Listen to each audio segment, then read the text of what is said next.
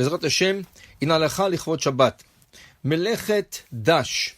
On a parlé une fois que dash veut dire que quand ils écrasaient le grain de blé qui se trouvait dans une pochette pour faire sortir le grain de la pochette.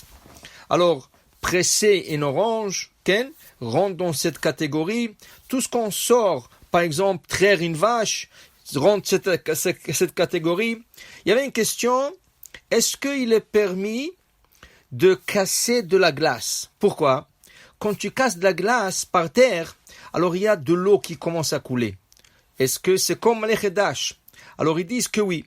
Asur lerasek shel legobarad. Le Shulchan Aruch, il est interdit d'écraser et de casser de morceaux de glace car ça fait couler de l'eau et c'est comme si on avait sorti l'eau de ce morceau de glace. Alors la question, est-ce qu'on peut utiliser des glaçons le jour de Shabbat? Alors il y a deux questions ici. D'abord, faire des glaçons. Selon les décisionnaires Ashkenaz, il est interdit de faire des glaçons le jour de Shabbat. La raison, ils disent que tu prends quelque chose de liquide et tu le rends solide. Alors, eux, ils comparent ça à Melechet Boné, construction.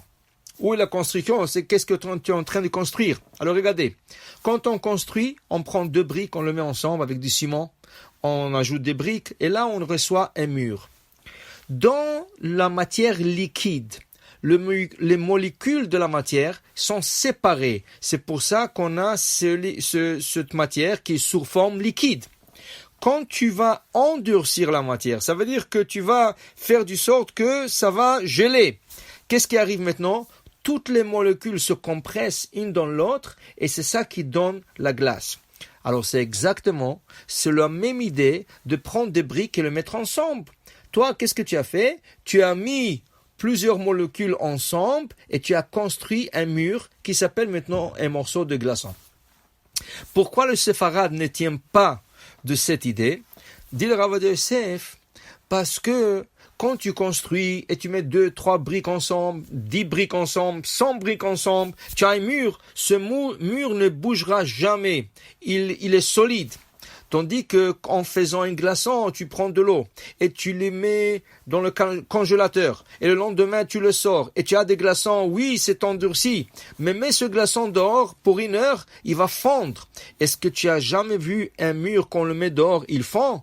Alors ce n'est pas comparable à bonnet et c'est pour cela pour le séfarade, c'est 100% permis de prendre de l'eau et de le tourner glaçon dans le congélateur le jour de Shabbat et d'en profiter le jour de Shabbat.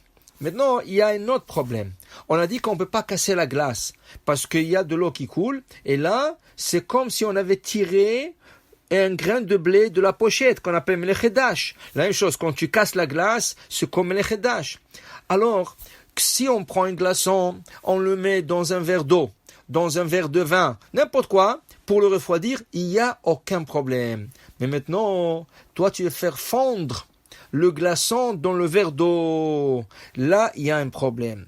Si tu prends une cuillère et tu remues le verre et le glaçon, il commence à fondre par ton action, c'est comme si tu avais cassé de la glace et tu as sorti de l'eau et là, c'est interdit.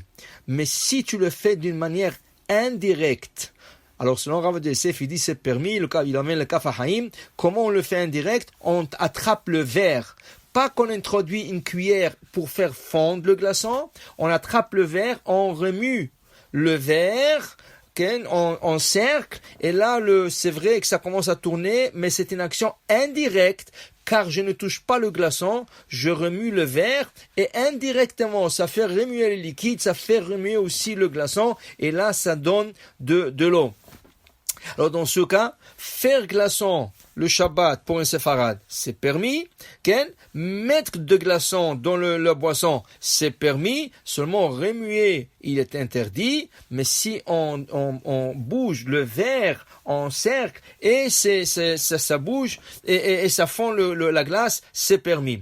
Sur même autre idée, il y avait une question, est-ce qu'on a le droit de faire fondre le sucre dans l'eau? Tu fais un verre de thé, tu fais un verre de café, et là, tu mets 1 cuillère, 2 cuillères cuillère de sucre et tu commences à remuer. Et si l'eau est claire, par exemple, si tu prends de l'eau chaude claire, qu'est-ce que tu vois? Le sucre a disparu.